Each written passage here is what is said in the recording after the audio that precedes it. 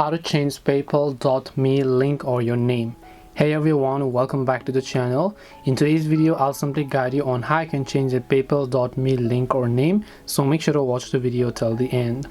In order to change your PayPal link or your name, it's actually very simple. So let's say that you have a donation link of your PayPal, which is paypal.me name, right? And let's say you want to change it. Can you do that? Well, unfortunately, if I open up Google and search for if you want to change the paypal.me link or name, you can see once you create your paypal.me link, you won't be able to edit it, and that's simply said by PayPal themselves. You will not be able to edit your paypal.me link once and all you've set it. The only way you can do this is you can create a new account and you can change the name in that account, but in that particular account you will not be able to edit it, so just make sure that you choose carefully.